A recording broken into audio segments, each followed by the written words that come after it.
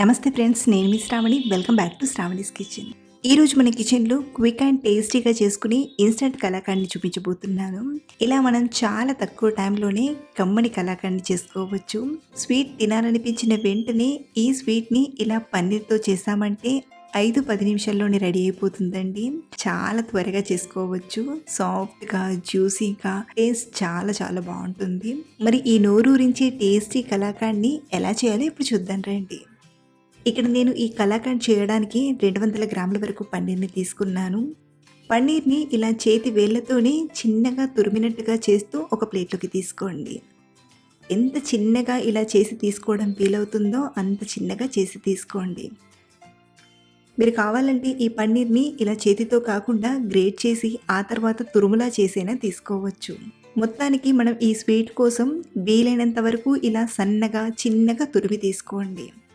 అలా అని గ్రైండ్ చేసిన కన్సిస్టెన్సీ అనేది అంత బాగా రాదు. కాబట్టి చేతి వేళ్ళతో కానీ లేదా గ్రేటర్తో కానీ ఇలా సన్నగా తురిమి తీసుకోండి.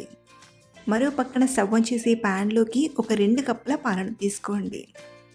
ఇక్కడ నేను ఒక 1/2 లీటర్ వరకు పాలను వాడుతున్నాను. సో ఇలా తీసుకున్న పాలను బాగా మరిగించండి.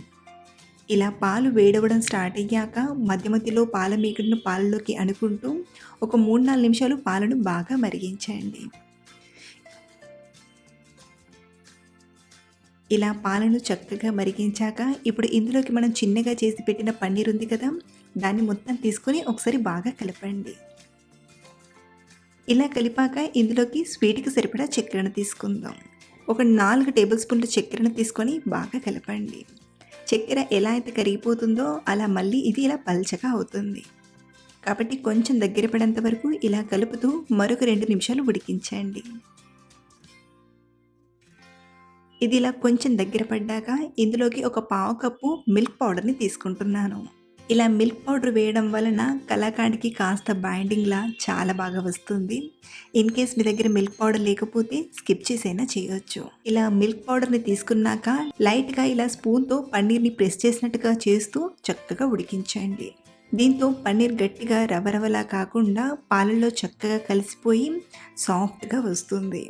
మీకు ఇలా స్పూన్తో ప్రెస్ చేసినట్టుగా చేస్తూ ఉడికించడం కష్టంగా అనిపిస్తే ఒక చిన్న చిట్కాని చెప్తానండి. మ్యాషర్ ఉంటుంది కదా, మ్యాషర్తో ఇలా లైట్గా ప్రెస్ చేసినట్టుగా చేస్తూ ఇది కొంచెం సాఫ్ట్గా కొంచెం చిన్నగా అయ్యేలా చేయండి. దీంతో కూడా చాలా మంచి కన్సిస్టెన్సీ అనేది వస్తుంది. మరో 1-2 నిమిషాలు అయ్యేసరికి ఈ కలాకండ్ అనేది కొంచెం ఇలా దగ్గర పడుతుంది. ఈ టైంలోనే 1-2 టీ స్పూన్ల నెయ్యిని తీసుకొని బాగా కలపండి. నెయ్యి వేయడం వలన కలాకండ్ చల్లారినా కానీ సాఫ్ట్ కన్సిస్టెన్సీలో ఉంటుంది. అలాగే మంచి ఫ్లేవర్ కోసం ఒక 1/2 టీ స్పూన్ యాలకుల పొడిని తీసుకొని బాగా కలపండి. చూడండి, మనకు కన్సిస్టెన్సీ అనేది ఇలా ఉంటే కలాకండ్ పీసెస్ అనేవి చక్కగా వస్తాయి.